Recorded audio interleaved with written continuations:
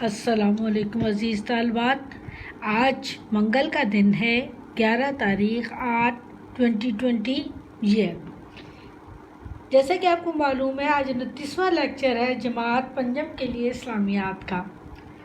اس lecture میں ہم نیا ٹاپک شروع کر رہے ہیں۔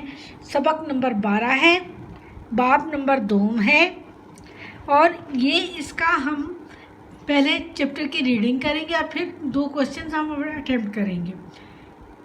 غزوہ خندق وہ غزوہ ہے جس میں خندق کھودی گئی تھی، اور احزاب بھی اس کو کہتے ہیں کیونکہ احزاب کا لفظی مطلب ہے گروہ، اور بہت سے غیر مسلموں کے گروہ، کفار کے گروہ اکٹھے ہو کر اس جنگ میں مسلمانوں کے خلاف کھڑے ہوئے تھے۔ اس وجہ سے اسے غزوہ احزاب اور غزوہ خندق کہتے ہیں، ٹھیک ہے۔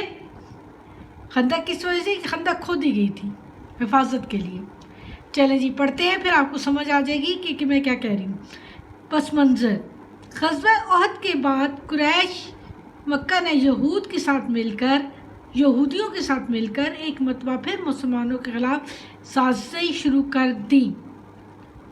غزوہ احد وہ جو پہاڑ درے والے واقعہ یاد ہے نا، جب درہ خالی چھوڑ دیا تھا تو مسلمانوں کی شکست جو ہے تھوڑی سی خراب ہو گئی تھی، وہ فتح جو تھی وہ تھوڑی سی خراب ہو گئی تھی، شکست بول دیا میں نے غلطی سے، فتح جو تھی وہ تھوڑی سی خراب ہو گئی تھی، لیکن یہ ہے بہت سے صحابہ شہید ہوئے، 70 کے قریب صحابہ شہید ہوئے تھے اس میں، لیکن پھر بھی کفار ناکام واپس لوٹ گئے تھے۔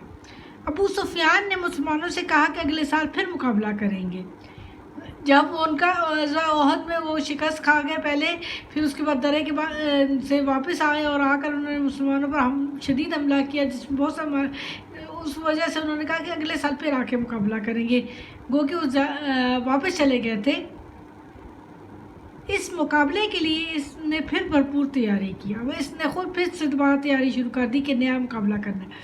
ابو سفیان نے 4000 افراد، پچھلے میں 3000 تھے نا، اس میں 4000 افراد پر مشتمل کفار کا لشکر تیار کیا، اور اپنے ہم خیال سرداران قریش بھی اس مقابلے کے لیے راضی کر لیا۔ یوں تقریباً 10,000، اور جب پہلے اس نے 4000 کا کیا تھا، لیکن جب اس نے کفار کو اپنے ساتھ اوروں کو شامل کیا تو یہ تقریباً 10,000 کا لشکر بن گیا۔ مدینے کی طرف اس لشکر میں 300 گھوڑے اور 1000 اونٹ تھے۔ غزوہ خندق 5 ہجری میں ہوا تھا۔ یہ امپورٹنٹ ڈیٹس جو ہے نا انڈرلائن کر لیا کریں۔ 5 ہجری واقعات تو یاد ہی رہتے ہیں کہ ابو سفیان ہی دوبارہ مقابلے کے لیے آ رہا ہے۔ غزوہ احد میں انہوں نے شکست کھائی، لیکن بری شکست نہیں تھی، کیونکہ کچھ ان لوگوں نے بھی مسلمانوں کو نقصان پہنچا لیا تھا، اس وجہ سے وہ تھوڑا خوش تھے کہ اگلے سال پھر آ کے مقابلہ کریں گے۔ غزوہ خندق کی توجیہ، یعنی کیا وجہ تھی کہ غزوہ خندق اس کو کہتے ہیں۔ پہلے احزاب کے بارے میں بتایا گیا، پھر خندق کے بارے میں بتایا۔ غزوہ خندق کو غزوہ احزاب بھی کہتے ہیں۔ احزاب سے مراد گروہ ہے، چونکہ اس غزوے میں مسلمانوں کے خلاف کفار کے کئی گروہ اکٹھے ہو گئے تھے، اس لیے اس غزوے کو غزوہ احزاب بھی کہتے ہیں۔ اس غزوے میں خندق کھودی گئی تھی، اس لیے اسے غزوہ خندق بھی کہا جاتا ہے۔ اصل ریزن یہ ہے کہ اس غزوے میں خندق کھودی گئی تھی حفاظت کے لیے، تو اس وجہ سے اسے غزوہ خندق کہتے ہیں۔ اور غزوہ یہ جو خندق تھی کس کے کہنے پر کھودی گئی؟ یہ حضرت سلمان فارسی رضی اللہ تعالیٰ عنہ کے کہنے پر کھودی گئی۔ آپ صلی اللہ علیہ وسلم کو یہ مشورہ پسند آیا تھا۔ جب حضور صلی اللہ علیہ وسلم کو کفار کی تیاری کی اطلاع ملی تو آپ صلی اللہ علیہ وسلم نے صحابہ کرام سے مشورہ کیا۔ حضرت سلمان فارسی رضی اللہ تعالیٰ نے رائے دی کہ مدینے کے ارد گرد خندق کھود کر اپنی حفاظت کی جائے۔ وہ جس جگہ سے وہ آئے تھے، یہ یمن یا ایران کی سائڈ سے، جب نان مسلم علاقہ تھا یہ ایران کا، تو وہاں سے کر کے، تو یہ بہت بڑے سردار کے بیٹے تھے، لیکن انہوں نے اسلام قبول کر لیا تو یہ یہاں سے چلے گئے تھے۔ ان کا بہت واقعات ہیں، انہیں سچ کی تلاش تھی، اس لیے یہ پہلے یہودیوں کے پاس رہے، ان کے دین کو قبول کر لی۔ یہ اصل مشرک تھے، یعنی یہ آگ کے پجاری خاندان سے تھے۔ لیکن انہیں یہ چیز پسند نہیں تھی، اس لیے یہ وہاں سے نکل آئے اپنے علاقے سے، اور نکل کر مختلف یہودی بے شخص جو یا پادری کے پاس رہے، تعلیم حاصل کرتے، یہودیت کے دین کو قبول بھی کیا.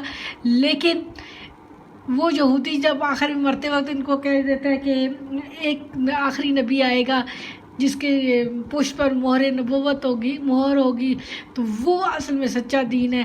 تو وہ آپ سلمان فارسی رضی اللہ تعالیٰ عنہ وہاں سے اٹھ کر مکہ آ گیا. یہاں پہ حضور صلی اللہ علیہ وسلم کی ولادت ہو چکی تھی. نشانیاں دیکھ کر آپ کو مکمل یقین ہو کہ حضور صلی اللہ علیہ وسلم سچے نبی ہیں اور آپ نے اسلام قبول کر لیا تھا.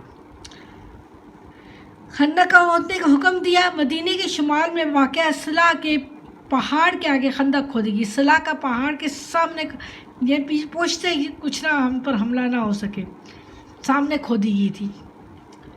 پہاڑ کے آگے خندق کھودی گئی تاکہ صلاح اور خندق کے درمیان مسلمان قیام کر سکیں. پہاڑ کی وجہ سے ہم محفوظ رہیں گے اور آگے ہم پر حملہ نہیں ہو سکے گا پیچھے سے، اور ہم آگے حفاظت کر سکیں گے.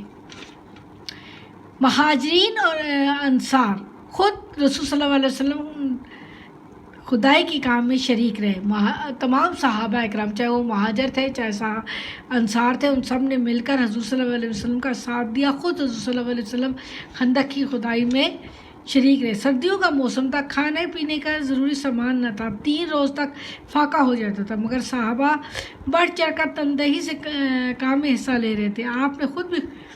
آپ صلی اللہ علیہ وسلم نے خود بھی خندق کی کھدائی میں حصہ لیا. جب منافقین کام سے جی چراتے اور چھپ کر گھر چلے جاتے تھے.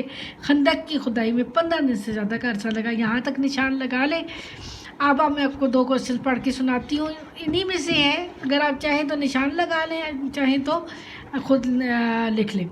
غزوہ خندق کی وجہ تسمیہ کیا ہے، کہ کس وجہ سے اس کو یہ خندق کہتے ہیں. غزوہ خندق کو غزوہ احزاب بھی کہتے ہیں. احزاب سے مراد ہے گروہ، چونکہ اس غزوہ مسلمانوں کے خلاف کفار کے کئی گروہ اکٹھے ہو گئے تھے، اس لیے اس کو غزوہ احزاب بھی کہتے ہیں. اس غزوے میں خندق کھودی گئی تھی، اس لیے اسے غزوہ خندق بھی کہا جاتا ہے. یہ دونوں وجوہات لکھ دیں، کہیں کوشچن آ جاتا ہے تو انسان کو پتہ ہونا چاہیے. اس غزوے میں خندق کھودی گئی، اس لیے اسے غزوہ خندق بھی کہتے ہیں. اصل میں تو یہی جواب ہے. ٹھیک ہے، آپ چاہیں تو اتنا ہی لکھ سکتے ہیں. غزوہ خندق کھودنا کا مشورہ کس نے دیا؟ نیز خندق کیسے کھودی گئی؟ کھودنے کا مشورہ حضرت سلمان فارسی نے دیا. صحابہ اکرام خود رسول صلی اللہ علیہ وسلم کھدائی کے کام میں شریک رہے. سردیوں کا موسم تھا، کھانے پینے کا ضروری سامان نہ تھا. یہ تو سمپل سی بات ہے، اس لیے ان میں میرے خیال میں آپ کو حالات یہ تھے کہ مسلمانوں کے پاس کھانے پینے کا سامان کم تھا، اس باوجود فاقہ تھی. اس میں یہ ایک واقعہ بھی ہے نا کہ ایک صحابی نے ایک پتھر باندھ رکھا تھا پیٹ پر تاکہ بوجھ محسوس اور سمجھے پیٹ بھرا ہوا ہے اور کھانے کی طلب نہ ہو. تو انہوں نے حضور صلی اللہ علیہ وسلم سے راہ ہمدردی کہا کہ دیکھیں حضور صلی اللہ علیہ وسلم، میں تو ایک پتھر باندھے پھر رہا ہوں تاکہ میرا پیٹ بھرا ہوا محسوس ہو.